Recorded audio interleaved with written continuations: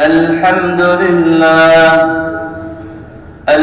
لله نحمده ونستعينه ونستغفره ونؤمن به ونتوكل عليه ونعوذ بالله من شرور أنفسنا ومن سيئات أعمالنا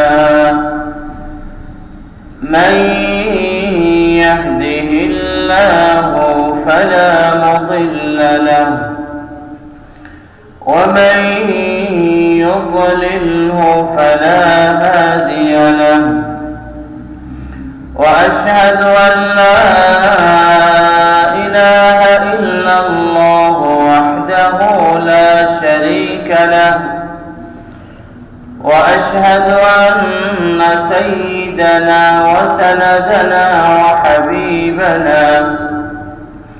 وحبيب ربنا ومولانا محمدا عبده ورسوله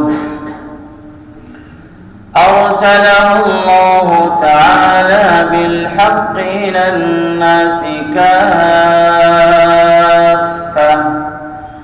بشيرا ونذيرا وداعيا إلى الله بإذنه وسراجا منيرا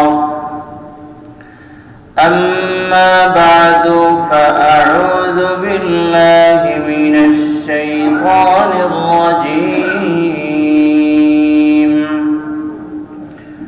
بسم الله الرحمن الرحيم ما كان المؤمنون لينفروا كافة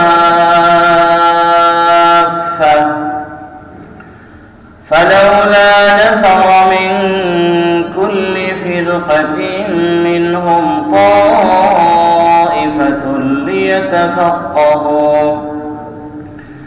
ليتفقهوا في الدين ولينذروا قومهم إذا رجعوا إليهم لعلهم يحذرون. وعن أبي الدرداء رضي الله عنه قال رسول الله صلى الله عليه وسلم إن العلماء ورثة الأنبياء وإن الأنبياء لم يورثوا دينارا ولا درهما إنما ورثوا العلم فمن أخذه أخذ بحظ وافر. رواه الإمام الترمذي رحمه الله وكثير من أئمة الحديث رحمهم الله تعالى رحمة واسعة. يا رب صل على النبي وآله ما فرض نبع بالجدابل أوجرا. يا رب صل على النبي محمد ما شج جرح في سبيلك وانبرا. صلى عليك الله يا خير الورى تعداد حبات الرمال وأكثرا.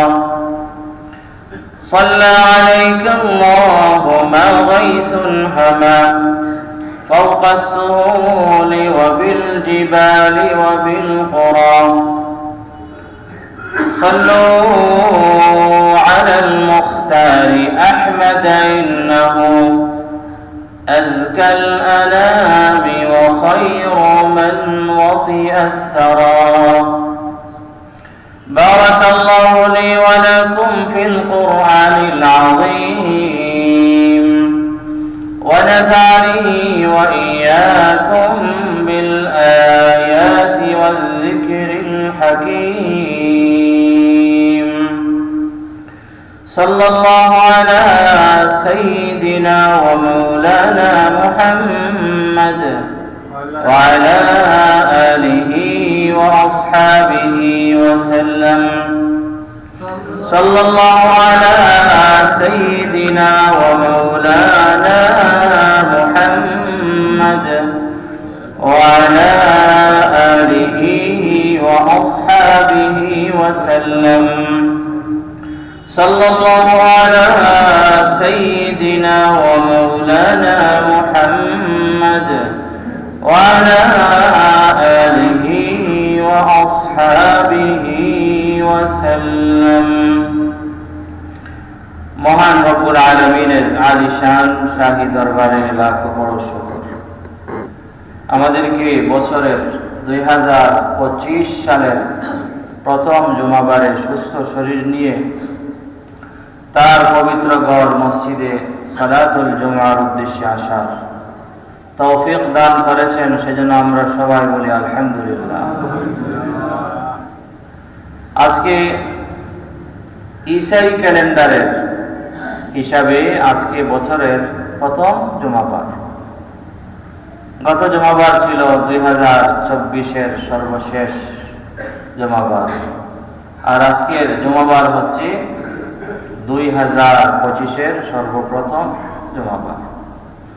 আল্লাহ সুবহানাহু ওয়া তাআলা আমাদের হায়াতের মধ্যে বরকত দিয়েছেন বিদায় আমরা 2024-কে শেষ করে বিদায় জানিয়ে 2025-এ পদার্পণ করেছি।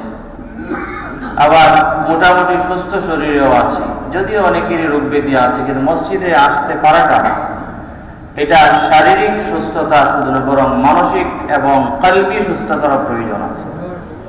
আমাদেরকে আল্লাহ সুবহানাহু ওয়া তাআলা রূহানি সুস্থতা দান করেছেন, পাশাপাশি শারীরিক সুস্থতাও দান করেছেন। আমরা আল্লাহর ঘর মসজিদে আসতে পেরেছি, সেজন্য আবার বলি আলহামদুলিল্লাহ। আল্লাহ সুবহানাহু ওয়া তাআলা আমাদেরকে, মানব জাতিকে শ্রেষ্ঠ জীব হিসাবে এই দুনিয়াতে পাঠিয়েছেন, আশরাফুল মাখলুকাত হিসাবে। ওয়ালাকাদ কাররামনা বনি আদম। আল্লাহ সুবহানাহু ওয়া তাআলা বলেন, আমি বনু আদমকে, আদম সন্তানকে অনেক সম্মান দিয়েছি। আমাদেরকে আশরাফুল মাখলুকাত করে সৃষ্টি করেছেন, সৃষ্টির সেরা জীব হিসাবে সৃষ্টি করেছেন। আবার আমাদেরকে তার মুমিন বান্দা হিসাবে গ্রহণ করেছেন। আবার আমাদেরকে সাধারণ মুমিন হিসাবে নয়, আশরাফু আল আম্বিয়া ওয়াল মুরসালিন, সর্বশ্রেষ্ঠ রাসূল এবং সর্বশ্রেষ্ঠ নবী মুহাম্মদুর রাসূলুল্লাহ সাল্লাল্লাহু আলাইহি ওয়াসাল্লামের উম্মত হিসাবে গ্রহণ করেছেন। সুতরাং আমাদের উপরে আল্লাহ